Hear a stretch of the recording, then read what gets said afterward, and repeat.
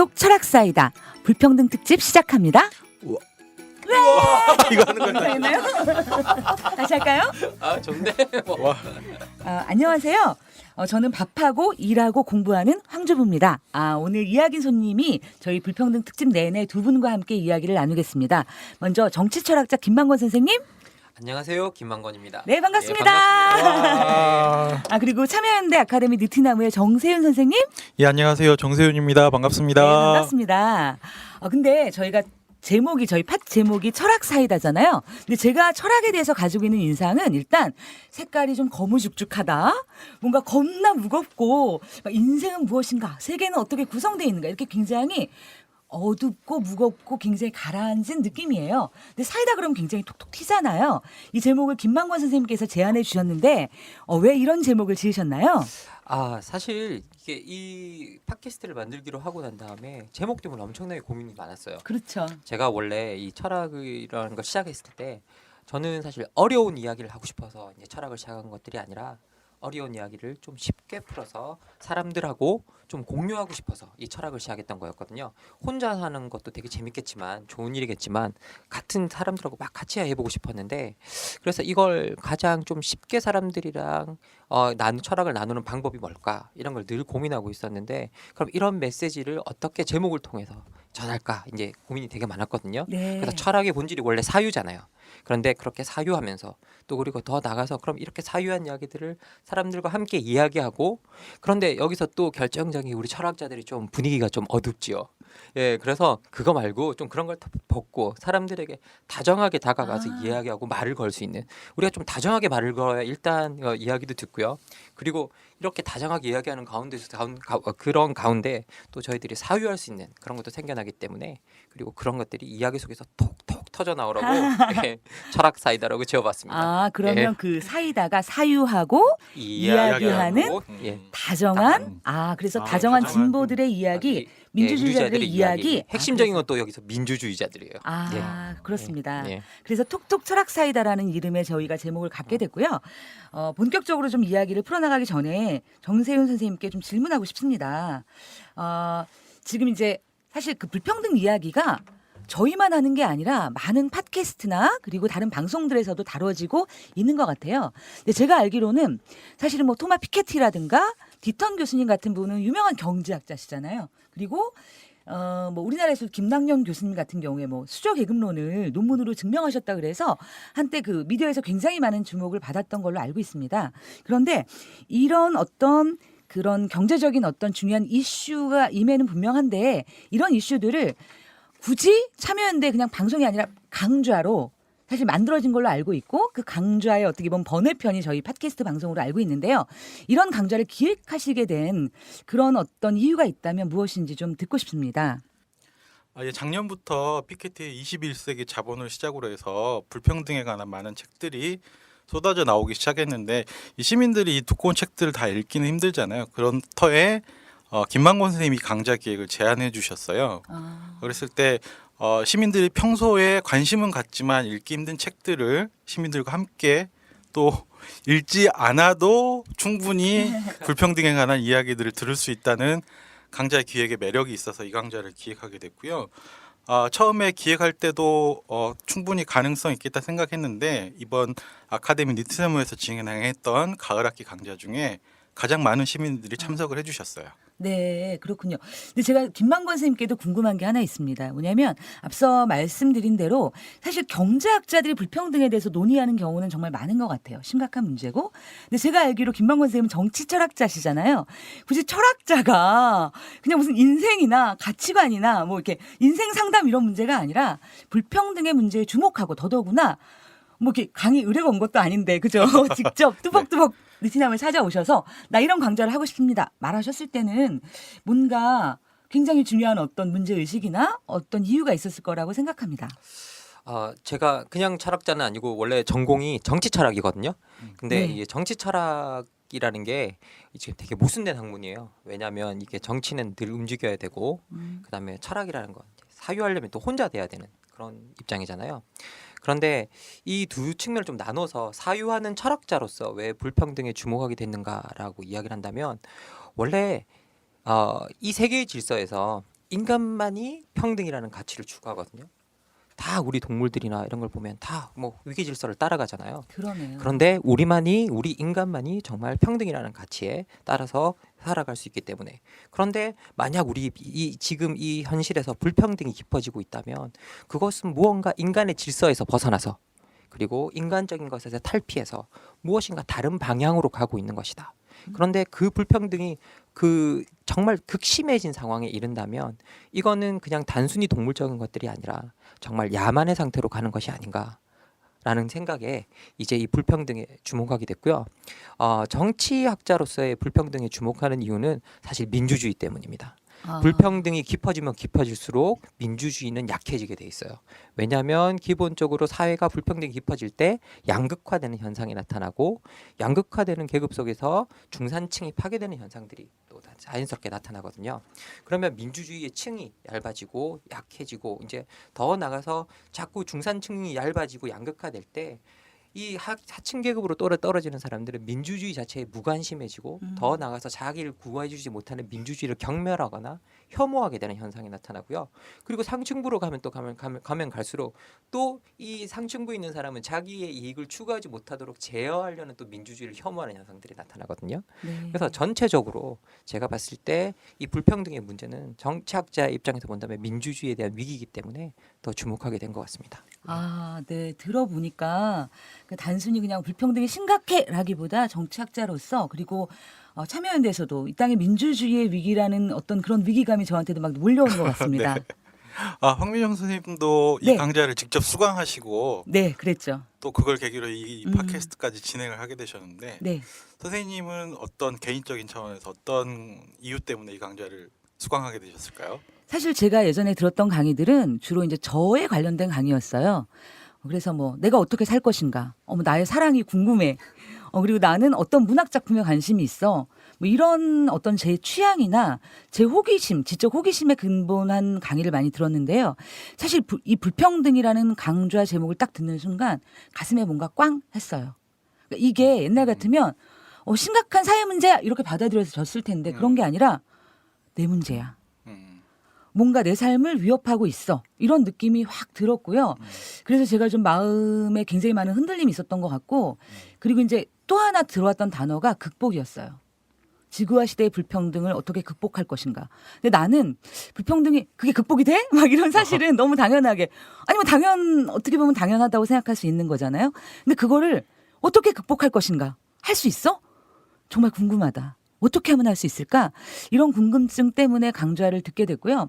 어제 종강을 했는데 저 개인적으로는 굉장히 벅찼어요. 그리고 그 벅참을 우리 청취자분들과 함께 나눴으면 하는 매우 간절한 소망이 있습니다. 감사합니다. 감사합니다.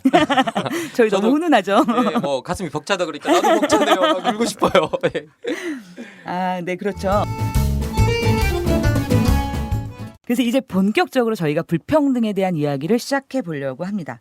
사실 지금까지 우리가 불평등의 문제가 사실 없었던 문제는 아니잖아요.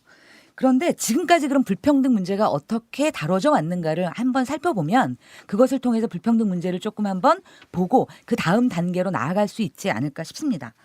근데 사실 저도 그렇게 생각하지만 많은 사람들이 불평등은 정말 당연한 거 아니야? 이렇게 이야기해요. 그렇죠. 예. 그렇죠. 뭐 인간사에 있어서 평등했던 적이 있나 생각해 보면 그런 시절보다는 불평등이라는 게 항상 우리에게는 익숙한 그렇죠. 것 같아요. 사실 지금도 뭐 투표에서의 이 뭐 1인 1표 빼고 정말 우리가 정직하게 모두에게 평등하게 주어져 있다? 이런 권리도 없잖아요. 예. 그런 거 그렇죠. 보면 불평등이 너무 당연하게 퍼져 있는 것 같죠. 그리고 이제 사실 이런 불평등에 대한 이야기는 그냥 우리 머릿속에서 배운 걸로도 예를 들어 제가 이제 역사를 조금 가르쳤었는데 청동기 시대에 가족, 사유재산, 계급이 발생했고 그 이후로 이것이 굉장히 인간적인 문명적인 시스템으로 지금까지 왔다. 그래서 불평등의 구조는 당연하다. 뭐 이런 논의가 있잖아요. 그랬을 때 우리가 과연 불평등을 문제 삼는 것 당연한 건데 문제 삼는 것 자체가 문제가 아닌가? 이렇게 생각해 볼 수도 있지 않을까요? 학생들도 네. 요즘 학생들도 그렇게 생각을 한다고 그렇게 그렇죠. 들었는데. 그냥 이렇게 배워서 당연하다를 넘어서서 예를 들어 그런 거죠. 우리 애들이 서로 이제 다른 능력치를 갖고 있단 말이에요. 그러면 선생님 입시제도 복잡한 거 딱지색이에요. 불평등해요. 그냥 딱 시험 봐서 한 줄로 딱 세우는 게 그래서 능력별로 점수 잘라서 대학 가는 게 가장 평등하지 않나요? 그리고 이런 거를 못하게 하는 게 오히려 불평등해요. 이런 이야기들 정말 많이 토로하거든요. 공부 잘하는 학생이 뭐 선생님들한테 대접받는 것도 당연하다 뭐 이렇게 생각. 학교가 그런- 공부를 하는 곳이라면 그런 사실 그런 분위기가. 부분들이 아이들에게도 내재화돼 있는 부분이 있는 것 같습니다. 그럼 당연히 이제 능력에 따라서 자기 능력에 따라서 어디에 들어가게 되는 것, 소위 말해서 대학을 들어가게 네. 되는 건 이거는 제가 봤을 때 불평등한 건 아니고 네. 전혀 오히려 뭐 공정한 거죠. 그런데 여기서 불평등하다는 건 뭐냐라고 네. 말하면 대학에 들어갈 때 어떤 학생들은 똑같은 능력을 가지고 있는데 단지 부유한 가정에서 태어나거나 네. 아니면 좀 더 좋은 환경에서 태어났다는 이유만으로 좀 더 나은 소위 말해서 배경 교육이죠. 그런 교육을 받게 되고 그런 교육을 받은 학생들이 좀 더 좋은 대학을 가게 된다면 그게 정말 능력에 따라 대학을 가는 걸까요? 그거는 사회적 우연성, 내가 어디에 태어났는가에 따라서 대학을 가게 되는 게 상당히 많은 요소가 결정돼 있잖아요. 그렇죠. 그리고 더 나가서 우리가 진짜 능력에 따라서 여러분 요즘도 이야기하는데 우리가 아무리 열심히 해도 뭐가 안 바뀌어요. 아무리 뭘 해도 뭐가 성취가 안 돼요. 라고 이야기하는 사람들이 되게 많거든요. 이건 능력에 따라 뭔가 주어지지 않고 있다라는 이야기잖아요. 아무리 노력해도 지금 현재 많은 사람들이 그렇게 하죠. 그냥 돈 가진 사람은 이길 수가 없어. 라고 이야기하잖아요. 그건 자본이 능력을 이기고 있다라는 거거든요. 어떤 사람은 자본을 많이 가지고 있는 게 능력이라고도 말할 수 있을 것 같아요. 근데 자본은 어느 순간에서부턴가 자기가 증식하거든요.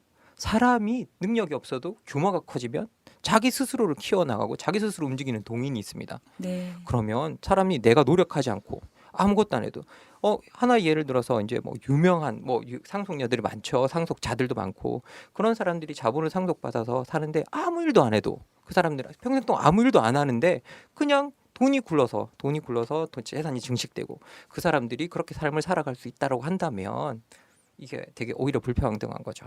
예. 그럼 저희가 사실은 하나를 못 본 게 문제죠. 있는 것 같아요. 우린 능력이라고 그걸 얘기하지만 그 능력이 만들어지는 과정 자체에서 사실은 자본이라든가 환경 같은 게 불공평하게 주어짐으로 해서 실제로는 그게 능력의 외피를 입고 있지만 실제로는 능력이 아닌 자본. 예를 들어 우리 그런 얘기해요. 할아버지의 재력과 뭐 엄마 아빠의 정보력이 아이들의 성적이다라는 얘기가 단순히 나온 이야기가 아니라 사실 그 능력이란 말 안에 감춰져 있다라고 받아들이면 되겠네요. 아니 어떤 학생들이 그렇게 이야기를 하더라고요. 좋은 가정에서 태어난 것도 능력 아닙니까? 그래서 마이 갓. 아이고 웃기시네. 이제 정말 그렇게 되는 거죠. 네. 어떻게 좋은 가정에서 태어나는 게 능력인가요? 사실 좋은 가정에서 태어나는 건 그냥 우연이잖아요. 운이죠. 예, 운이잖아요. 운이죠, 정말. 단지 운이 좋았을 뿐이잖아요. 그러면 운에 따라 부가 분배되는 건 옳은가? 운에 따라 우리가 불평등한 질서가 갖춰지는 건 정말 옳은가? 우리가 물을 수 있는 거죠. 네. 그렇게 생각하면 이제 스포츠 스타들 같은 경우에도 예를 들면 뭐 김연아 선수를 제가 폄하하는 건 아니지만 예를 들면 김연아 선수가 우리나라에서 한 1950, 60년대에 태어났으면 이런 세계적인 스타가 됐을까? 그 인물의 능력도 있지만 그 인물이 태어난 시점 혹은 사회적 조건들을 갖춘 사회의 공도 또 있는 게 아닌가? 그 사람이 그렇게 성공하거나 성장하거나 또는 이렇게 능력을 발휘할 수 있는 조건들을 만들어준 사회적 토대도 있지 않나? 뭐 이런 생각도 드네요. 그렇죠. 사회 조건이 그만큼 변화했기 때문에 사실 누릴 수 있는 거잖아요. 많은 사람들이 자신이 혼자서 돈을 번다고 생각하는데 사실은 아니에요. 왜? 돈을 벌기 위해서는 사회 간접 자본들도 필요하고 마찬가지잖아요. 우리 뭐 인터넷 인프라들도 필요하고 다양한 모든 공공재들이 없이는 뭐 도로나 교통이나 뭐 이런 다양한 공공재 없이는 자기의 돈벌이 같은 것들이 잘 되지 않거든요. 그런데 많은 사람들이 그걸 그냥 자기가 혼자서 벌었다고 생각해요. 만약에 야구 선수들도 마찬가지죠. 야구 선수들이 아무리 야구를 잘하고 흥미롭게 한다 그래도 야구장에 이르는 도로가 잘못되어 있거나 네. 주차 시설이 잘못되어 있거나 뭐 다양한 공공 시설이 잘못되어 있다면 거기에 가는 사람들이 그렇게까지 미친 듯이 찾아갈 수는 없거든요. 거기가 잘 되어 있으면 잘 되어 있을수록 공공 시설이 잘 되어 있으면 잘 되어 있을수록 접근성이 높으면 높을수록 야구장에 가는 사람들도 높아지고 거기를 통해서 얻는 것들도 많아지는 거거든요. 그래서 결코 자기 혼자만 얻는 능력으로만 얻는 건 없는 것 같아요. 결국 논의가 사실 평등이냐 불평등이냐의 문제가 개인의 능력의 문제만이 아니라 사회와 굉장히 밀접하게 어떻게 되든 그 사회에 맥락이라든가 그죠? 배경과 굉장히 깊은 연관을 맺고 있다라고 우리가 얘기하는데요. 사실 그럼에도 불구하고 이 불평등과 평등에 대한 논의는 정말 역사가 오래됐다고 생각하고 많은 철학자들과 많은 학자들이 사실 이 불평등 문제에 대해서 문제 제기를 하고 있잖아요. 이렇게까지 된 어떤 배경 그리고 이 불평등 문제에 대해서 우리가 좀 주목해봐야 될 학자가 있다면 누가 될까요? 가장 최근에 불평등에 대해서 가장 열심히 주목했던 사람이라 그러면 역시 우리가 딱 한 손에 꼽아보라 그러면 존 롤스라는 학자가 있을 수 있죠. 수능에 매번 예, 나왔습니다. 매번 나오시는 분인데 네. 너무 접근성이 떨어져서 읽기 네. 어려워서 학생들이 다 다이제스트로 보거나 네. 아니면 몇 줄 대한 요약된 그거로만 보고 알고 있는 학자죠. 사실 이게 존 롤스의 책 자체가 이 저서 자체가 접근성이 떨어지는 건 사실이에요. 여러분들 읽어보시면 저는 예. 10페이지 읽고 기절했습니다. 사실 여러분 정말 불면증이 있거나 정말 삶에서 너무 잠이 오지 않는다, 너무 힘들다 이러신 분들은 롤스의 정의론을 딱 펴놓으시고 한 3페이지쯤 읽으시면 푹 수면을 취하시고 계신 자기 자신을 저 발견할 수 굉장히 있는. 훌륭했네요. 10페이지나 읽었으니까. 예, 그만큼 이게 접근성이 떨어지고요. 실제 로저 스미스라는 학자가 되게 유명한 그 펜실베니아에 있는 교수인데요. 이 편에 있는 교수님이 뭐라 그러시냐면 미국 최고의 철학이 접근성이 떨어져서 문제가 생겼다라고 이야기할 정도로 접근성은 떨어지는 이야기를 하시는 분인데 사실 읽기가 너무 어렵습니다. 1970년대 처음 나왔을 때 이 초록색에다가 제목만 하얀색으로 박아서 A Theory of Justice 정의론 그리고 존 롤스 딱 그렇게 나왔거든요. 그러니까 사람들이 이 책이 너무 어려워서 그린 몬스터라고 불렀다 그래요. 그러니까 녹색 괴물이라고 불렀다 그럽니다. 녹색 괴물. 이게 괴물이라고 불렀다고 그럴 정도로 접근성이 떨어졌대요. 근데 이 책이 사실 정말 유명해졌던 건 뭐냐면 자유주의자들이 다룰 수 없었다고 생각했던 불평등의 문제를 다루고 있었기 때문에 엄청나게 이제 이 폭발적인 반응을 얻게 됐거든요. 자유주의가 불평등의 문제를 정의의 차원에서 다룰 수 있다. 정말 신선하네요. 신선한 원래 거였죠. 불평등이나 평등 얘기하면 빨갱이 아니야 이런 식으로 자유주의가 아니라 이렇게 그렇죠. 근데 자유주의자인데 이 사람이 불평등 담론을 자유주의의 핵심적인 정의 담론으로 끌고 들어왔던 거예요. 그래서 이 엄청나게 유명해졌는데 제일 여기서 중요한 부분이 뭐냐? 여기서 이 롤스가 말하는 건 우리가 평등해야 된다가 아니거든요. 그래요? 예, 우리가 최고로 평등한 건 좋은데 실제 우리 삶이 그렇게 평등하게 이루어져 있지는 않다는 거죠. 그러면 그런 현실을 받아들이고 그러면 어떻게 이 평등을 재구성할 것인가라고 했을 때 기본적으로 우리 삶이 어느 정도 불평등한 걸 받아들인다면 특히 사회 경제적인 문제로 가면 불평등할 수밖에 없는 게 아무리 우리가 애초에 물건을 똑같이 나눠도 한두 번만 교환하고 나면 다 불평등한 상태에 이르게 되잖아요. 그러면 이런 불평등을 갖다가 전제로 하고 그러면 이 불평등을 전제로 하고 난 다음에 어떻게 허용할 수 있는 불평등의 깊이가 얼마만큼인가. 그러니까 도대체 이런 불평등이 있다고 한다면 진짜 정의의 문제는 이 불평등의 크기, 어떤 크기만큼의 불평등을 우리가 허용할 수 있는가. 이게 정의의 핵심적인 문제가 돼야 된다. 그리고 이건 자유주의자들이 다뤄줘야 되는데 왜냐? 사람들이 기본적으로 살아갈 재원이 없다면 우리가 자유가 주어져 있다고 해도 그 자유를 실현하지 못한다는 거죠. 네. 그 자유 실현하지 못하는 자유는 부자유인 거죠, 일종의. 어떻게 보면 불편한 거고. 그리고 더 나가서 이런 기본적인 뭐라고 해야 될까 사회적 자원에 있어서 불평등한 처지에 있는 사람들은 이 처지에 있는 사람들은 이런 자유가 있다는 사실조차도 모르는 사람들이 많다는 거예요. 왜냐하면 무지의 문제 때문이나 교육의 부재 때문이나 이런 것 때문에. 그럼 아무것도 주어지지 않은 상태. 너는 이제 자유롭게 해봐. 이런 거는 말이 안 된다는. 그렇죠. 그 말이 안 된다는 거죠. 롤스나 이게 사실 롤스 앞에서 이 불평등의 문제를 다루었던 사람들을 보면 이제 우리나라는 다 그냥 신자유주의인데 이 뉴 리버럴스라는 사람들이 있습니다. 그래서 이건 존 스튜어트 밀에서 시작되는 전통인데요. 밀, 호프하우스, 그린 같은 영국 학자들이 있었는데 이 사람들은 개인의 자유가 실현되지 않는 가장 근본적인 이유는 뭐냐라고 했을 때 딱 하나밖에 없다는 거예요. 사회 구조가 문제가 있다라는 거예요. 그러면 개인의 자유를 실현해주기 위해서 사회 구조를 개선시키고 바꾸는 일은 우리가 열심히 해야 된다고 보는 사람들이거든요. 그런데 대부분의 자유주의자들이 그런데 손을 대지 말자고 하는 사람들을 자유주의자로 생각하잖아요. 그렇죠. 그런데 여러분 아니에요. 실제 여러분들 리버럴스라는 사전을 찾아보잖아요. 사전 단어의 영어 뜻이 뭐라고 나오냐면 그렇게 구조들에 관련하는 사람들을 자유주의자로 정의하고 있어요. 그렇군요. 보통 우리는 불평등이 자유의 결과다 뭐 이렇게 생각할 수도 있는데 보통 우리가 자유 그러면 냅둬라고 사실 생각하기가 굉장히 쉬운데 지금 얘기를 들어보니까 내가 진짜 자유로우려면 너무 불평등한 처지면 자유로울 수가 없다라는 결론인 거죠. 그렇죠. 롤스가 뭐라고 이야기하냐면요. 이렇게 자유가 실현될 개개인의 모든 사람의 자유가 실현될 수 있는 그런 사회 구조를 갖춘 체제를 자유주의라고 불러야지.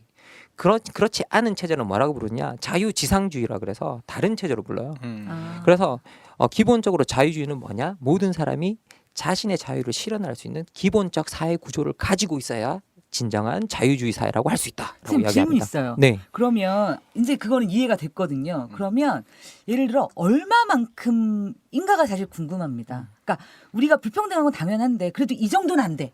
라고 하는 선이 사실 사회적으로 있다는 얘기잖아요, 롤즈가. 그러면 그 선이 저랑 맞는지, 제가 정말 받아들일 수 있는 건지 사실 그 선을 좀 말씀해 주셨으면 좋겠거든요. 사실 롤스한테서 가장 정의로운 상태는 뭐냐면요. 사회 최소 수혜자들이 갖는 몫이 가장 극대화된 사회예요. 불평등한 사회지만 네. 사회 최소 수혜자들이 갖는 몫이 가장 좋은 사회다라고 하는데 하나 예를 들면 우리가 이제 A라는 사회가 있어가지고 거기에 사회의 총량이 가지고 있는 어떤 부의 총량이 100이라고 하잖아요. 그러면 그 사회 속에서 최소 수혜자가 갖는 몫이 5예요. 5개라고 한다면 5개가라는 사회가 있고 B라는 사회가 있어서 사회의 총 부가 50이고 제 최소 수혜자가 갖는 몫이 10개다. 네. 라고 하면 롤스한테 더 좋은 사회는 이렇게 우리가 기본적으로 공리주의적 관점 소위 말해 효용이 가장 극대화됐다고 했을 때는 100이 있는 사회가 좋은 사회인데 네. 롤스한테는 가장 최소 수혜자가 많이 갖는 사회가 좋은 사회이기 때문에 B라는 그러니까 최소 수혜자들이 10개를 갖는 이 사회가 훨씬 더 좋은 사회거든요. 네. 그러니까 불평등은 있으나 그 불평등에 허용되는 몫이 어디까지냐?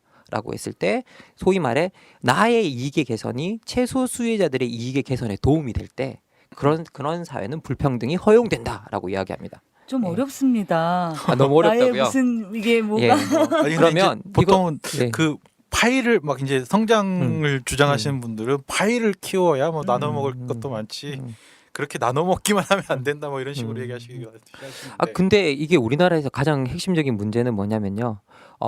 나눠 먹는 거 이야기하면 그때부터 빨갱이가 되는 현상들이 그렇죠. 이제 이야기 나오잖아요. 분배주의자 뭐 이렇게. 근데 롤스가 핵심적으로 이렇게 말합니다. 기본적으로 사회를 생산과 분배 체제로 본다면 많이 생산하자는 데는 이견이 없다는 거예요. 대부분 다. 근데 진짜 문제는 어디서부터 나오느냐? 어떻게 나누자 할 때부터 문제가 시작된다고 이야기합니다. 그러면 정치 철학이 대응해야 되는 건 많이 생산하는 것에 관한 이야기가 아니라 어떻게 나눠줄 것인가에 관한 이야기인데요. 이게 좀 어렵게 들리신다면 어떤 거냐면요. 하나의 예를 들어서 롤스 같은 경우에는 재분배도 별로 바람직하지 않다 그러거든요. 왜냐하면 재분배는 있는 사람과 없는 사람을 가르고 그렇죠. 그러니까 없는 사람을 가르고 있는 쪽에서 없는 쪽으로 넘겨주는 식의 인식을 줘서 사회적으로 분열을 조장한다 그래요. 그래서 애초에 그렇게 분배되는 사회가 좋은 사회다. 이제 이야기를 하는데 애초에 그렇게 분배되는 방식을 하나 본다면 우리가 정책적으로 본다면 최저임금제 같은 게 들 수 있거든요. 그런데 이건 처음으로 애초에 임금으로 분배되는 거기 때문에 처로 분배되는 거잖아요. 우리가 한 달에 거의 100만 원 정도 될 거 아니에요. 근데 이게 실제로 우리한테 적절한 삶의 수준을 누릴 수 있는 임금이 되느냐 할 때 아니잖아요. 롤스한테는 이런 임금들이 우리의 적절한 삶을 누릴 수 있는 수준이 돼야 된다는 거죠. 그러니까 이 말을 좀 다르게 바꾸면 최저임금이 생활임금이 될 수 있어야 된다라는 네. 거죠. 그러니까 소위 말해서 사회적 최소 수혜자들이 생활임금을 받을 수 있는 그런 수준의 사회가 되면 좋은 사회다라고 말할 수 있을 것 같습니다. 뭐 최근에 이제 뭐 샌더스도 얘기하지만 열심히 일한 사람들이 가족을 부양할 수 없는 사회라면 좀 문제가 있다 말하자면 그런 논지하고도 맞닿지 않을까 생각되는데. 그렇죠. 열심히 일을 했는데 내가 가족을 부양할 수 없다면 그건 자유로운 사회가 아니라 부자유로운 사회인 거죠. 맞아요. 불평등을 통해서 희망을 가질 수 없는 사회. 그렇죠. 예, 기본적으로 롤스의 프로젝트는 뭐냐면요. 불평등, 허용될 수 있는 불평등을 통해서 우리의 평등을 극대화시키고 더 나아가서 우리의 자유를 극대화시키는 프로젝트라고 볼 수 있거든요. 그러니까 이 불평등을 좀 다른 시선에서 본 거죠. 그러니까 불평등이 나쁘다라기보다는 허용 가능한 불평등의 선을 정하자. 그리고 허용 가능한 불평등이란 건 뭐냐? 결국 우리가 불평등한데 롤스가 정말 이게 그 핵심적인 질문을 합니다. 기업가 계층에서 자기의 인생의 전망을 출발한 사람과 기업가의 자녀로서 이제 인생의 전망을 출발한 사람과 비숙련 노동자의 자녀로서의 인생의 전망을 출발한 사람들이 어떻게 인생에 같을 수 있겠냐고 물어요. 예. 책에 그렇게. 그렇죠. 대놓고 물어요. 네. 대놓고 물으면서 그렇다면 근데 사회는 그렇게 출발되고 있잖아요. 그렇다면 이런 불평등을 정당화할 수 있는 방식은 뭔가?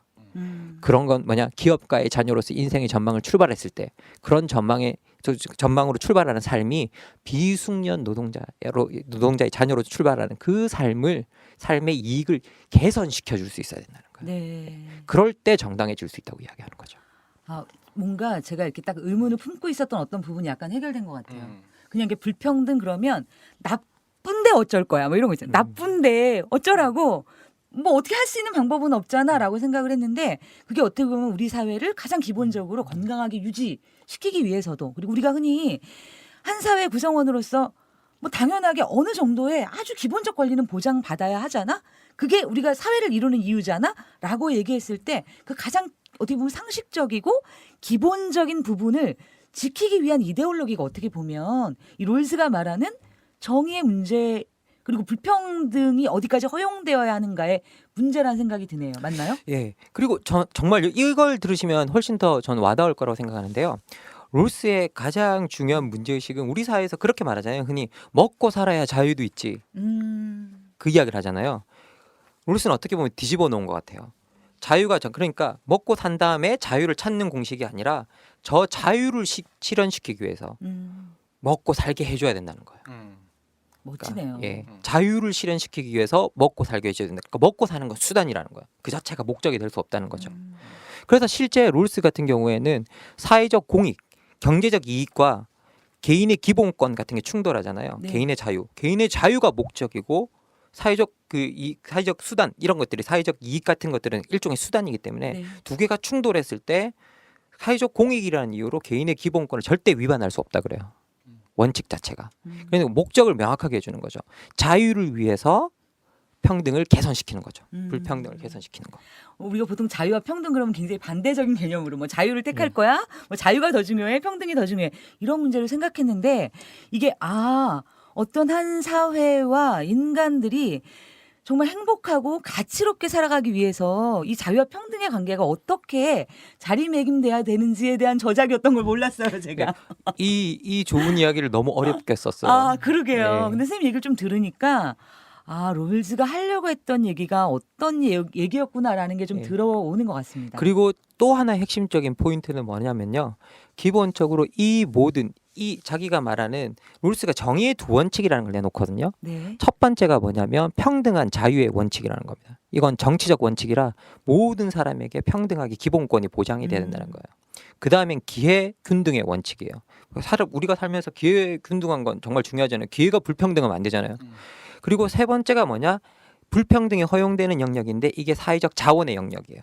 이걸 차등 원칙이라고 합니다. 아까처럼 그럼 이 불평등이 허용되는 기준이 뭐냐? 네. 나의 이익의 개선이 최소 수혜자의 이익을 개선할 때라고 이야기하는 거죠. 그런데 이 두 원칙이 작동하는 것이 모든 사회 기본 제도에 다 들어가 있어야 된다 그래요. 네. 사회 기본 제도에. 그래서 기본 제도에서 이 원칙들이 다 작동해야 된다 그러는데 이게 사실 말해주는 게 뭐냐면 이런 사회가 정의로운 사회라고 그러거든요. 핵심적인 건 뭐냐? 정의는 개인, 인간이 하는 게 아니라는 거예요. 이건 제도가 해주는 거예요. 제도가 작동해서 정의를 지키는 거지 인간이 나서서 정의를 지키는 건 사실은 아니라는 거예요. 되게 힘든 일이라는 거죠. 왜? 여러분 정의 역사를 돌이켜보면 우리가 알고 있는 정의라는 관점을 최초로 준 인물이 누구냐? 소크라테스라는 인물이거든요. 네. 정의 말했다고 어떻게 됐어요?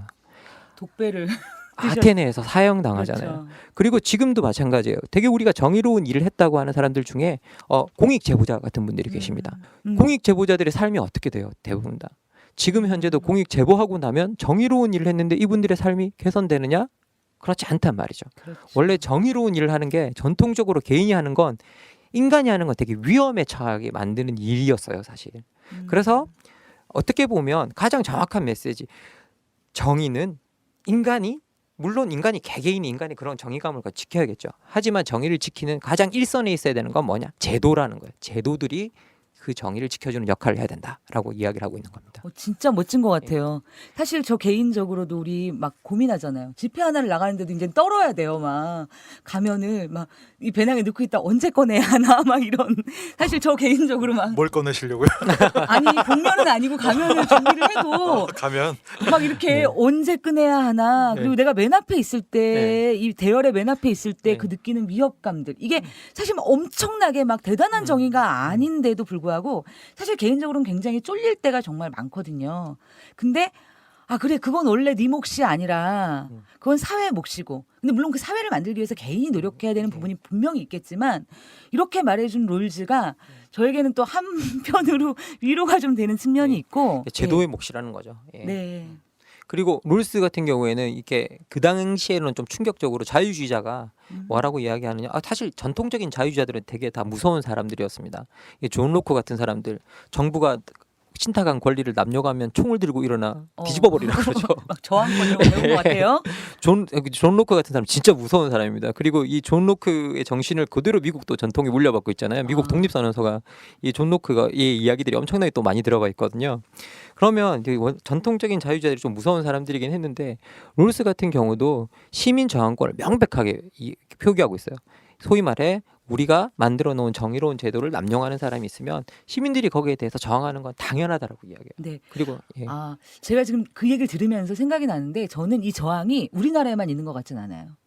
제가 길바다에 나가서 농업 문제가 어떻게 되고 지금 노동 계약이 어떻게 되고 이런 것만 사실은 그런 문제가 아니라 지금 전 세계적으로 그러한 저항들이 들불처럼 일어나고 있다고 전 느껴지거든요. 제가 일일 일 검색하는 분이 있어요. 두 분이 계신데 한 분이 저기 미국에 계시는 버니 샌더스 할아버지랑 저기 영국에 계시는 제레미 코빈이라는 코빈, 예. 분이세요. 그러니까 저 같은 사람이 좀 더 있을 것 같기도 해요. 뭔가 이 사람들을 보면서 뭔가 세계가 달라지고 있어. 그리고 어떻게 제도 정치권에서 저런 이야기를 그리고 막 많은 사람들이 막 광분하고 열광하며 막 Feel the Burn을 막 외치면서 막 이렇게 하잖아요. 근데 이게 정말 제가 알기로도 미국이나 영국만이 아니라 막 유럽 보니까 뭐 그리스의 시리자던가요? 예. 그리고 뭐 스페인에서도 예. 어떤 정당들이 막 이러한 문제들을 이제 막 공론화시키면서 막 제안하고 있는 이게 단순히 그냥 좀 문제야. 이게 그러니까 여태까지 있어왔던 문제인데 조금 심각해가 아니라 뭔가 다른 흐름과 맥락을 갖고 있진 않은가? 뭐 이런 생각이 좀 들면서 약간 그런 예감, 뭔가 두둥, 뭔가 일어날 것 같은 사실 그런 느낌이 들기도 하거든요. 사실 이게 전 세계적으로 그런 현상이 동시에 일어나고 있다는 거잖아요. 네. 그럼 이게 그리고 동시에 그 문제를 보면 그걸 엮어내는 하나의 괴가 뭐냐 그러면 불평등 문제거든요. 그리고 맞아요. 대부분 다 거기 안에 들어가 보면 많은 사람들이 외치고 있는 가장 정확한 주제가 1대 99 사회. 예. 소위 말해서 가진 자는 너무 많이 가지고 못 가진 자는 그러니까 99 다수들이 못 가지게 되는 상황 이 자체 그리고 불평등이 심화되는 이 상황들 자체가 전체 그 궤를 다 깨고 있거든요. 그리고 최근에 우리나라에서 나왔던 그 수저론도 그렇죠. 결국 1대 99 사회에 관한 이야기와 되게 연관이 되어 있습니다. 그러면 이 불평등의 문제가 전 세계에 걸쳐 있다라는 거거든요. 그러면 도대체 어떻게 해서 이 불평등의 문제가 전 세계에 걸치게 되었느냐라고 했을 때 그 현상을 살펴보면 이 불평등의 문제가 지구화 1980년대 이후에 시작된 지구화라는 이 현상을 따라 퍼져나가기 시작했다라는 거예요. 네. 실제적으로. 그리고 그 지구화 속에서 생겨난 현상들이 이제 그 깊어난 병폐들이 깊어지고 깊어져서 지금 그 지구화를 출발시켰던 두 국가가 바로 미국과 영국이거든요. 그 미국과 영국에 있는 그 내부에 있는 젊은이들이 다 들고 일어났어요. 그렇군요. 예, 그 젊은이들이 다 들고 일어나서 심지어 이제 왜 제도권 바깥이 아니라 자기들 대변해 줄 수 있는 사람을 제도권 안으로 넣어서 이 불평등의 문제를 해결해 보겠다 하고 이제 일어난 현상인 거죠. 그래서 지금 현재 이 현상만 봐도 불평등이 전 세계적인 현상이고 지구화라는 현상을 타고 일어났다라는 걸 분명하게 느낄 수 있습니다. 그래서 우리가 지금 파악해야 되는 건 뭐냐? 지금의 불평등 문제가 되게 전 지구적인 문제고 전 지구적인 차원에서의 원인을 갖고 있거든요. 그럼 그 원인이 뭔가를 찾아봐야 된다는 거죠. 그렇죠. 원인이 뭘까요? 아세요? 아니 근데 저는 우선 어떻든 이게 아까 얘기했듯이 우리가 불평등이라는 평등하지 않다는 건 다 알고 있으니까 불평등하다는 걸 감내할 수 있는데 맞으면 아까 황미연 선생님이 불평등의 문제가 삶의 문제로 다가왔다고 네. 느꼈다고 말씀하신 것처럼 네네. 이게 좀 해도 너무한 지경까지 갔기 때문에 말하자면 이 반도의 한국의 청년들뿐만 아니라 말하자면 전 세계 영국과 청년. 미국의 말하자면 이 신자유주의가 처음 시작된 나라의 청년들도 일어난 게 아닐까 그렇게 생각되는데 마지막 그 불평등의 문제가 지금 좀 도를 넘어선 단계에 이르렀다 이렇게 생각할 수 있는 거겠죠. 지금 이제 그 인간의 역사에서 불평등이 가장 깊었던 몇몇 시기를 이야기하는데요. 사실 이 불평등이 가장 깊었던 시기를 과거로 돌이켜보면 미국의 예를 보면 미국 같은 경우에는 19세기 말부터 20세기 초에 이른 도금 시대라고 부르는 시대가 있거든요. 근데 이 시대 때가 되게 겉으로는 화려했는데 엄청나게 불평등했던. 그래서 도금이 반짝거리는 뜻인 거죠? 이해했어요? 그런가요? 아닌가? 예. 그렇게 도금 시대라는 곳이 있었는데 그 시대 때 이제 그 불평등이 엄청나게 이제 심화되고 있었던 현장이었어요. 근데 그때가 언제였느냐? 당시가 지구화가 일어나고 있었던 그쯤이다. 19세기에도요? 19세기 말에 지구화가 있었던 거죠. 지구화는 인류가 있었던 때부터 있었던 현상이긴 하거든요. 그런데 그 중에 아주 심화되었던 몇몇 시기들이 있었는데 그게 19세기 말부터 20세기 초에도 한 번 있었어요. 왜? 생각해 보시면 여러분 신대륙으로 넘어가는 인구들이 그때도 엄청나게 폭발적으로 많은 인구들이 넘어가고 있었고요.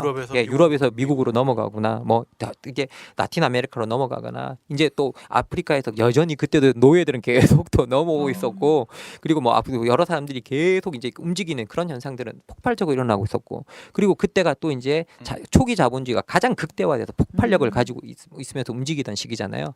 그때가 막스와 베버가 이제 그걸 바라보면서 야 이거 문제가 있구나. 우리 자본주의 사회에서 우리 인간의 운명은 도대체 무엇이란 말인가 하고 질문하게 만들 정도로 자본주의가 또 폭발적으로 움직이고 있었다는 거죠. 그래서 그 시기가 있었는데 그 시기가 엄청나게 통계적으로 보면 불평등이 깊었던 시기예요. 가장 불평등이 폭발적으로 늘어났는데 이걸 세계대전 2번이 정리를 해줍니다. 전쟁이 정리를 해주는 이유가 뭐냐? 전쟁을 수행하려면 엄청난 재원이 필요하잖아요. 그러니까 부자들한테 엄청난 세금을 매기는 거예요. 거의 80-90%에 이르는 세금을 매깁니다. 그러니까 빨갱이보다 더한 거 아닌가요? 거의 뭐 80%에 이르는 세금이 부여가 됐나 봐요. 그래서 이게 부여가 되면서 엄청 불평등이 한번 정리가 되고 그리고 2차 대전이 끝나고 난 다음에 이제 어느 정도 안정이 된 거죠. 그런데 이게 1980년대에 들어오면서 지구화 현상이라는 걸 타고 다시 이 이제 자본이 힘을 갖추고 자기를 증폭시키는 힘을 다시 발휘하면서 다시 이제 자본이 엄청나게 극대화되고 돈을 먹는 현상이라고 해야 되나요? 이게 엄청나게 깊어지면서 새로운 이제 그 불평등의 시대가 극단적 불평등의 시대가 다시 등장한 거죠. 이게 남의 일이 아닌 게 우리나라도 올해 선생님께서 말씀하셨지만 김나경 교수가 이제 불평등 연구를 내놨다 그랬잖아요. 전 사실 그 신문 처음 봤을 때 신문 기사의 제목이 뭐라고 났냐면요. 한국 하위 50%가 가진 총 자산은 2%라고 나와 있더라고요. 2%. 50%가 2%를 가졌다고요. 하위 50%가 2%를 가졌다고 나와 있었는데 그렇구나 하고 기사를 읽어 내려가다 보니까 기자가 마음이 안 좋았는지 반올림한 거였어요. 1.9%라고요. 1.9%를 우리 하위 50%가 가지고 있는 총 자산이 1.9%라는 거죠. 그리고 여기 통계적으로 보면 아주 상층부에 올라가면 우리나라 상위 10%가 갖고 있는 그 자산이 거의 66%에 이른다 그러거든요. 그러면 지금 현재 뭐 가지고 있는 비율들이 엄청난 거죠. 상위 1% 쪽으로 가면 26% 정도까지 이를 정도라니까 이게 그 제가 기억하는 숫자가 되게 비슷할 거예요. 그 이를 정도라니까 지금 현재 부의 이동이 어느 방향으로 갔는지 다 알 수가 있죠. 그리고 해마다 보면 이게 하층에서 가지고 있는 5, 6년 주기로 0.3에서 0.4%씩 그러니까 2003년이다. 그러면 이 정도에서 갖고 있던 것부터 한 10몇 년이 지났잖아요. 그 사이에 한 0.78% 이하가 떨어졌어요. 그 하위 2몇 %에서 1.9%로 떨어져 있어요. 선생님 통계 얘기를 들으면서 저는 사실은 이 통계 얘기는 되게 정확한 수치 얘기인데 머릿속에 먹구름이 막 몰려오는 거예요. 그러니까 뭐냐면 결국은 인간의 삶에서 뭔가 부가 한쪽으로 쫙 몰렸을 때 그러니까 전쟁 같은 매우 재난적이고 우리가 정말 너무 끔찍해서 대면하고 싶지 않은 현상이 일어나지 않으면 그 부가 재분배되지 않는다는 얘기는 사실 굉장히 무서운 얘기잖아요.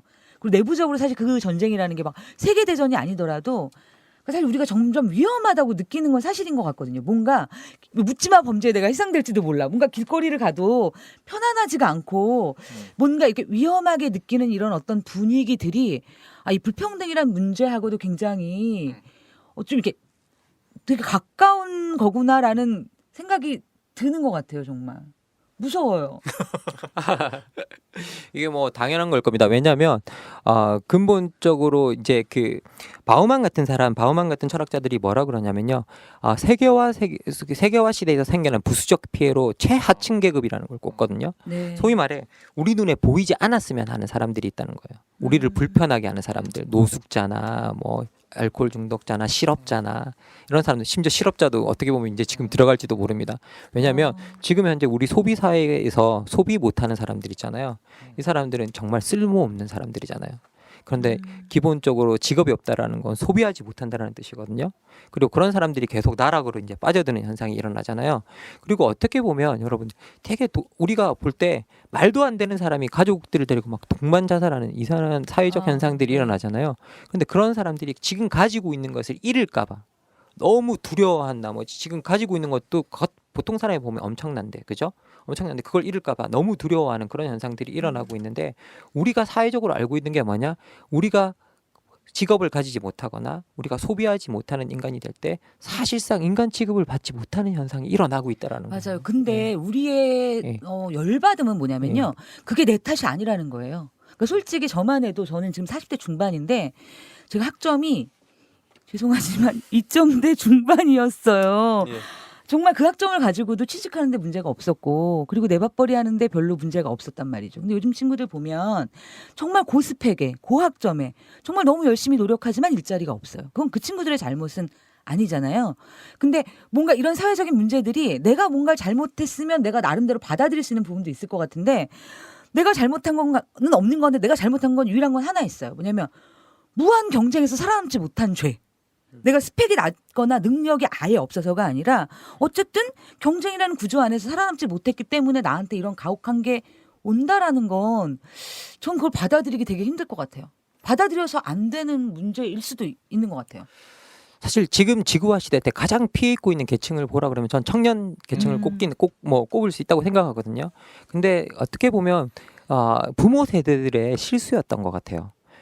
이게 부모 세대들이 다 이 미국이나 영국 같은 케이스는 부모 세대들이 다 복지 체계 아래서 큰 사람들이거든요. 복지 체계 아래 크면서 엄청난 자신감을 가진, 자기 보호에 대한 자신감을 가진 세대들이었다고 해요. 예. 나는 원래 예. 내 능력으로 내 능력으로 중산층이 됐다. 있다. 뭐 이런 우리나라도 복지는 없어도 비슷한 게 있는 거야. 나 자수성가했어. 근데 이 자수성가 마인드가 되게 이제 그 중요한 마인드죠. 뭐라고 해야 될까? 특별 우대 정책 가치라고 해서 어퍼머티브 액션이라는 이제 정책이 미국 같은 경우에는 있거든요. 뭐 흑인 예, 학생들. 예. 근데 뭐 단지 흑인뿐만 아니라 소수 민족이나 소수자. 소수 인종 학생들에게 이제 정책적으로 의대를 배려해주거나 대학 입학에 배려해주거나 뭐 이렇게 해주는 여러 정책이 있는데, 거기서 그 제도를 통해 성공한 사람들이요, 성공하고 난 다음에 그 제도의 폐지를 주장하는 현상들이 나와요. 일명 사다리를 걷어차는. 사다리를 걷어차는 거죠. 왜냐? 나빠요. 근데 나빠요라고 말하는 게 아니라 그게 그 사다리를 통해 성공했다는 것 자체가 자기 자신에게 되게 자존감이 상하는 일인 거예요.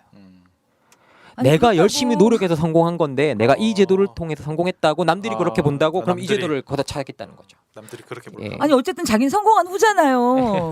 그럼 불공평한 거 아닌가요? 근데 우리 부모 세대들도 그 비슷한 일을 했습니다. 왜냐하면 복지 체계 아래서 그렇게 이제 근데 우리 부모 세대는 아니죠. 미국과 영국의 그렇죠. 부모 세대들 그나마. 이게 그나마 그런 세대들이 이제 했던 게 복지 체계 아래서 커서 어느 정도 자기 보호에 대한 자신감을 컸는데, 이 사람들이 이제 하다 보니까 근데 국가에서 보호를 굳이 찾지 않아도 살아남을 가능성이 있었고, 그리고 국가가 소위 말해 이제 이 복지를 좀 주저앉히고 시장을 열게 되면, 이제 전 세계적으로 시장을 열게 되면 더 많은 이익을 보장받을 수 있다고 이야기했을 때 중산층이 여기에 설득된 거죠. 그리고 사실 중산층이 동의하면서 시작된 프로젝트가 바로 이 신자유주의였고, 신자유주의와 함께 나타나는 현상이 바로 지구화였거든요. 근데 그 지구화가 사실은 예. 뭐 저는 기억에 나는 게 2008년 리먼 브로더스 사태 되게 있어 보이죠, 제가. 예. 근데 너무 충격적이었어요. 예. 그때 미국에서 귀국한 친구들 정말 많았거든요. 그러니까 미국에 자리를 잡고 살다가도 도저히 못 견디고 귀국한 친구들도 굉장히 많았고, 뭔가 그 위기라는 게 IMF 이상으로 저한테는 되게 많이 다가왔던 것 같아요. 그리고 정말 기억에 남는 게 월스트리트를 점령하라. 라고 하는 시위였어요. 그러니까 도저히 우리의 인식에서는 우리가 생각하는 왜 막 육회 발랄한 시위를 하자, 막 뭔가 좀 이렇게 인식을 바꿔서 뭐를 판을 새로 짜자. 근데 그런 생각을 가지고 있던 저에게도 월스트리트를 점령하라라는 건 이 나의 상상력 안에 없던 거죠. 근데 왜 그런 시위들이 또 상징하는 게 있잖아요. 그런 부분에 대한 좀 이야기를. 예, 그게 아까 이야기랑 연관도 충분히 시킬 수 있을 것 같은데요. 네. 부모 세대들이 그렇게 자신감을 가지고 이제 그 지구화 시대 안으로 자기 자발적으로 동의함으로써 들어갔는데 가장 큰 문제는 뭐냐? 이 속에서 여러 가지 뭐 보호 정책들이 내려앉은 거죠. 영국 같은 경우에는 대학 등록금 같은 것들이 해체되고 자기 이제 학생들이 돈을 내야 되는 거죠. 그런데 이거 하다 보면 등록금들이 쌓이고 이제 졸업할 때쯤 되면 다 1억씩 빚지고 몇 억씩 빚지고 학자금 대출. 예, 학자금 대출해야 되니까요. 지금 현재 우리나라에서 똑같은 현상이 너무 일어나고 심각하죠. 있잖아요. 애들 막 졸업할 때 5천만 원씩 빚 있고 그래요. 지금 만약에 혹시 이 방송을 듣는 청년 세대들이 있다면 죄송합니다. 이런 현상이 사실은 여러분 때문에 일어났던 건 아니에요. 그렇죠. 그래서 이걸 통해서 이런 현상을 통해서 이제 그 지구화 현상을 통해서 막상 피해를 입은 세대를 보자고 하니까 소위 말해 이 자라나는 중산층 가정에 막상 엄마 아빠가 동의해주면서 지구화로 갔는데 여기서 피해를 본 세대들이 누구냐? 중산층 가정의 자녀들이 가장 많은 피해를 보게 돼요. 그리고 여러분들 실제로 보시면 미국과 영국에서 다 들고 일어난 계층이 어디냐? 다 중산층 가정의 자녀들이에요. 청년들. 예. 네. 기본적으로 이 청년들이 자기 스스로가 다 느끼고 있는 게 뭐냐? 학자금이 일단 진짜 문제예요. 제가 월스트리트를 점령하라 이 운동이 일어났을 때 제가 미국에 있었거든요. 제가 박사 과정을 하고 있었습니다 그때. 그런데 저희 학교에서 이렇게 걸어 내려가면 15분 걸어 내려가면 그 주코티 파크가 나와요. 그 공원이 나옵니다. 그래서 아, 사람들이 거기서 다 모여. 텐트 쳤던 거기 말하는 예, 거죠? 예. 그래서 거기서 다 하고 있었는데 거기 제가 이제 자주 가게 되죠. 이제 맨날 가기 거의 뭐 맨날 가다시피 했는데 처음 갔을 때 정말 전 놀랬던 게 학생들이 진짜 많았어요. 학생들이. 그리고 대부분 다 학생들은 근본적으로 껴안고 있는 문제가 뭐냐라고 하면 이게 학자금 문제죠. 그리고 저는 거기서 교수님도 봤거든요. 그래서 되게 젊은 교수님 한 분이 계시더라고요. 그래서 제가 교수님께서는 왜 여기 나왔냐 그랬더니 자기 학자금 갖고 있다고. 정말 큰 문제라고 이야기를 하고요. 거기서 전 비행기 조종사도 봤어요. 예, 파일럿들도 있고 막 그렇습니다. 거기 나온 사람들이 자꾸 뭐 없고 거지고 막 이런 이상한 생각을 하시는데 대부분 다 사회적으로 괜찮은 사람들이 나와 있어요. 아니, 거기에. 그럼 선생님 궁금한 게 그런 분들이 예를 들어서 뭐냐면 국가에다 요구할 수 있잖아요. 국가에다가 예를 들어 우리에게 학자금 대출을 깎아달라라던가 아니면 학자금을 조금 내리는 정책을 해달라고 하지 않고 왜 월가를 점령하라고 했냐는 거죠. 저는. 기본적으로는 이게 월스트리트를 점령하러 같은 운동이 나왔던 이유는 뭐냐면 그 목소리들이 제도권에 반영되지 않았던 거죠. 아무리 목소리를 내도 제도권에 반영되지 않으니까 제도권 바깥으로 나와서 내는 목소리고요. 스티글리츠 같은 사람들도 그렇게 이야기합니다. 이 목소리들이 제도권에 들어갔지만 우리 미국이 아무것도 하지 않았다. 무반응. 무반응이었다 이들에게. 그랬기 때문에 이런 일들이 제도권 바깥에서 터져 나올 수밖에 없었다. 라고 이제 이야기를 하고 있는 거죠. 그래서 기본적으로 반응하지 않았다라는 것들, 제도적으로 반응하지 않았다라는 것이 가장 큰 문제였던 것 같고 또 하나의 문제는 뭐냐면 왜 월스트리트냐? 그러니까요. 이게 되게 중요하잖아요. 이게 기본적으로 산업 구조의 변화인 것 같아요. 우리가 옛날에는 산업 사회였잖아요. 네. 그리고 산업 사회에서 산업 구조가 이제 바뀌어 넘어오면서 이제 그 생산 사회에 여전히 생산 사회는 남아 있지만 생산 무역 이런 것들은 남아 있지만 이제 경제의 중심이 과거의 무역이나 생산에서 이제 금융으로 넘어와 버린 거죠. 그리고 여기서 만들어내는 이 이익들이 사실 여기가 바로 자본을 증식시키면서 부를 증식시키는 곳이잖아요. 그리고 여기서 이제 자본이 증식시키는 속도가 너무 빠르고 그리고 이 사람들이 그 만들어낸 부를 분배하는 구조를 가장 중심에서 쥐고 있는 곳이 부를 만들어주고 분배하는 구조를 쥐고 있는 것이 바로 월스트리트잖아요. 거기서 전부 다 이제 자산 운용해주고 뭐 그러면서 다 이제 여기서 돈을 받아내는 사람들이 거기서 일하는데 근본적으로 만들어진 부가 가는 곳이 1%에게 만들어준 핵심적인 역할을 한 게 바로 금융 부분이라 네. 예, 여기 이 부분을 이제 상대로 해서 이제 학생들이고 그리고 이제 젊은 지식인들이고 이런 사람들이 다 일어나서 월스트리트를 점령하라라는 그 운동을 하게 됐는데 여기서 이제 다시 한번 정리해드리자면 진짜 포인트는 여기서 산업사회에서 다시 이제 금융사회로 넘어온 그리고 더 나가서 아까 정리해드리자면 산업사회에서 소비사회로 넘어온 그래서 기존의 우리 사회 패턴 자체가 바뀐 것도 되게 큰 문제가 있습니다. 그리고 특히 선진국일수록 일자리가 없어요. 네. 왜냐하면 기본적으로 여러분들이 알고 있는 제조업, 산업사회에서 가장 핵심적인 거죠. 제조업. 여기서 제조하는 건 전부 다 소위 말해서 아웃소싱이라고 베트남, 하잖아요. 베트남 이런 데 다 태국, 예, 뭐 거기에 다 그렇죠. 값싼 예. 노동력이 있잖아요. 그러면 그쪽으로 다 보내버리고 국내에서는 그런 산업이 거의 남아 있지 않기 때문에 일자리가 안 만들어지는데 금융 쪽에서 일자리가 만들어지는 건 되게 제한적이란 말이죠. 그렇죠. 예. 금융이라는 이곳은 일자리를 만드는 곳이 아니에요. 일자리를 만드는 건 결국은 생산과 제조업 쪽인데 이게 다 바깥으로 나가버리니까 여기서 일자리는 안 나오죠. 그걸 이제 지구화 지구 현상이라는 현상의 가장 대표적인 겁니다. 그리고 더 무서운 건 뭐냐? 이제 여기서는 자본을 가진 사람들이 더 무서워지는 건 뭐냐? 가난한 국가는 많잖아요. 그럼 한 국가에 가서 계속 낮은 임금에 착취하다가 그 그렇죠. 국가에서 항의를 하면 다른 국가로 공장 옮겨버리면 되는 거예요. 예, 계속 그렇게 도망가고 옮겨가면 돼버리니까 여기서 그 사람들은 뭐 그러니까 노동자들하고 노동조합이나 이런 거 갖고 이제 더 상대할 필요도 없는 거죠. 그러니까 국내에 있으면 선진국에서 국내에서 제일 먼저 상대해야 되는 사람이 노동조합이잖아요. 노동조합이 그렇죠. 있을 경우 그러면 이 조합과도 외국에서 이런 공장을 짓고 하면 그렇게 어렵게 조합과 싸우면서 이제 공장을 돌릴 이유도 없고 그러니까 근본적으로 산업 제조업에 남아 있는 사람들조차도 바깥으로 자본을 빼게 되고 그러니까 그 생산 시설들을 빼게 되고 그러면 거기서 일자리가 안 만들어지고 그리고 남아 있는 건 사실은 주요 국가에 남아 있는 건 이 금융 섹터들이거든요. 사실 서울, 런던, 도쿄, 뭐 뉴욕 다 공유하고 있는 게 금융 중심지잖아요. 그럼 이 금융 중심지들만 남아 있는데 여기서는 일자리가 제한적으로 만들어진다는 거죠. 아주 제한적으로. 딱 선생님 설명 들으니까 이게 지구하구나라는 게 느껴지는 게 우리나라도 똑같잖아요. 우리나라도 똑같고 이런 게 정말 우리가 이거를 거스를 수 있을까라는 갑자기 좀 약간 암울한 기운이 그러니까 이게 막 우리나라의 만의 문제라면 우리나라 안에서 어떻게 협의를 하고 뭐 테이블을 만들고 협상을 하고 타결을 하고 이런 과정일 텐데 이게 전 지구적으로 그렇게 공통적으로 되고 있는 거라면 과연 그 다음 스텝은 어떻게 해야 될까라는 고민이 조금 드는 지점인 것 같아요. 그러나 또 한편 보면 저는 그 선생님이 저한테 이렇게 뭘 주셨어요. 우리 이제 수업 시간에도 다뤘던 것이기도 한데 뭐냐면 지금 그러니까 이런 문제들에 대해서 대안이 없다, 어쩔 수 없다, 어쩌라고 하는 걸 우리는 논리적으로 듣고 있지만 실제로 여기에 대안이 있다. 이것은 해결 가능하다. 그리고 많은 학자들과 많은 실천하는 사람들이 이 일을 하고 있다. 그래서 우리는 나아갈 수 있다. 이런 얘기가 저한테 너무 큰 희망이 됐던 것 같아요. 그래서 오늘 이야기는 이렇게 어느 정도 마무리를 하고 다음 시간에 여러분 제가 일일 일검색하고 있는 코빈이나 샌더스의 어떤 정책들 그리고 유럽에서 새롭게 대두되고 있는 시리자나 포모데스와 같은 어떤 움직임들 그리고 우리가 뭐 피케티라든가 더틴이라든가 여러 교수님들 저는 라이시 되게 유식해 보이죠. 라이시라는 훌륭한 분이 있더라고요. 라이스 아니고 쌀 아니고 라이시거든요.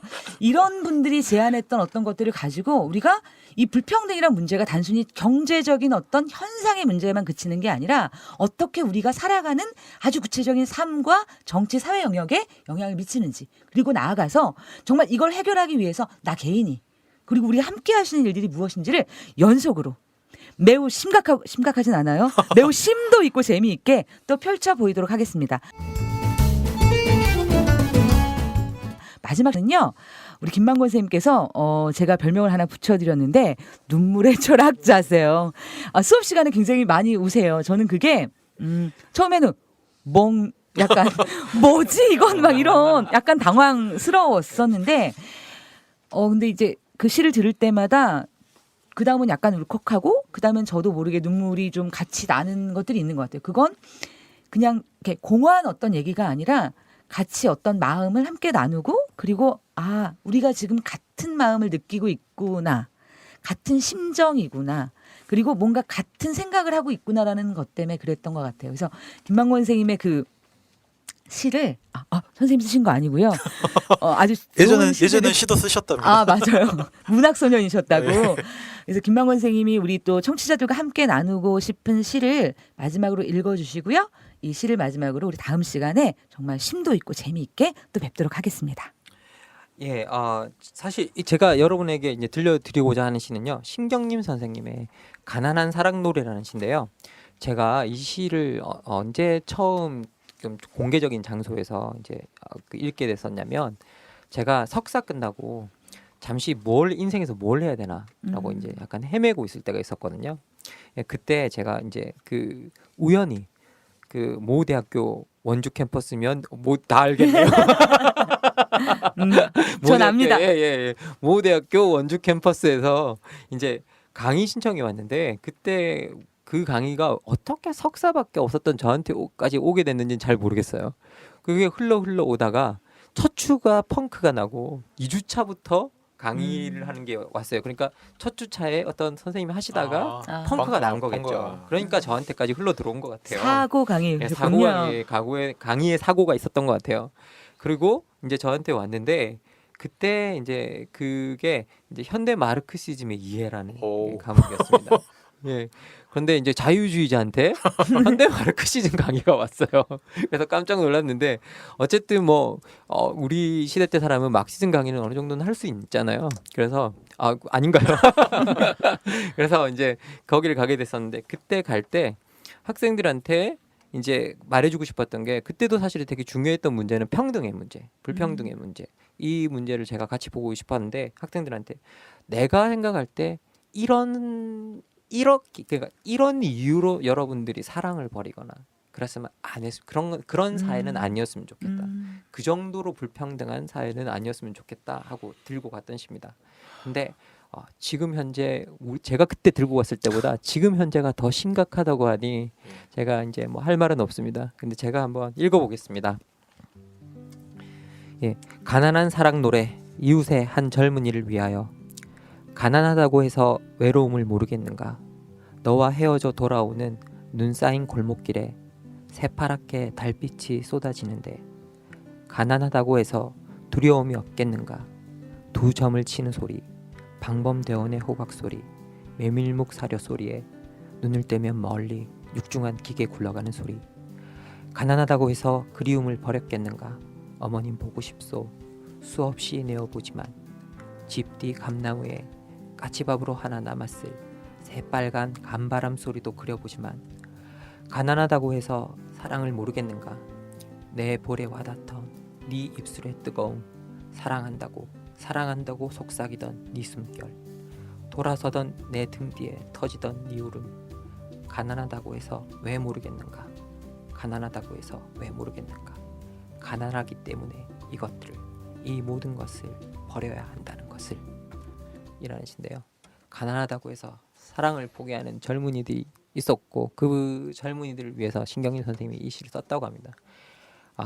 지금 이제 뭐 제가 어디 딴 곳에서도 말한 적이 있었는데요.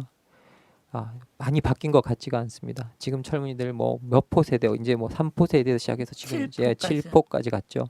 그리고 3포에서 7포까지 옮겨가는 시간이 1년, 2년도 안 걸렸습니다. 젊은이들이 정말 빠르게 절망하고 있는 그 절망의 속도를 보여주는 단어들이라고 생각하거든요. 그 절망의 속도에, 그 절망 안에 들어가 있는 게 뭐냐? 사랑을 내려놓는 일이 들어가 있어요. 사랑을 내려놓는 일이 들어가 있습니다. 그리고 그 중요한 이유 중에 하나가 돈이라고 하고, 그 중요한 이유 중에 하나가 근본적으로 가슴에 안고 아이고, 난 이 이야기만 하면 왜 그렇죠? 나는 정말 저는 청춘의 가장 큰 특권이 사랑할 권리라고 생각하거든요. 우리가 이게 경제적인 문제가 그 권리까지 뺏어나가는 시대가 온 것 같습니다. 그래서 뭔가 여기에 대책이 필요한데요. 바꿀 수 있겠어? 라고 물으시는 분이 있다면 저는 단호히 바꿀 수 있다라고 생각하고 같이 바꾸자. 바꾸세요가 아니라 같이 함께 바꿔보자고 여러분들에게 말하고 싶고요. 그리고 이 남은 2번의 우리 팟캐스트가 그 이야기를 할 거고 어디를 가도 같이 힘을 합쳐서 바꿉시다. 바꿨으면 좋겠습니다. 바꿀 수 있어요. 예. 예, 그럼 오늘 첫 시간을 마치도록 하고요. 다음 주에 또 찾아뵙도록 하겠습니다. 청취자 여러분, 감사합니다. 감사합니다. 참여연대에 청년들이 배우고 활동할 수 있는 공동체가 뜹니다. 청년이 스스로를 대변할 수 있도록 교육받고 활동할 수 있는 장을 열려고 합니다. 사회 문제를 청년 당사자들의 목소리로 풀어보려 합니다. 청년들이 맘껏 자신의 목소리를 펼칠 수 있도록 격려하고 지원해 주세요. 청년들의 직접적인 참여가 청년 문제, 세상을 바꿀 수 있습니다. 절망을 희망으로 바꾸기 위한 청년들의 실험과 도전에 참여연대가 함께합니다. 청년의 삶을 바꾸기 위해 나서는 청년참여연대의 회원이 되어주세요. 가입 문의는 참여연대 시민참여팀 02-723-4251입니다. 참여연대는 정부 지원금을 받지 않고 시민의 회비로 운영되는 시민단체입니다.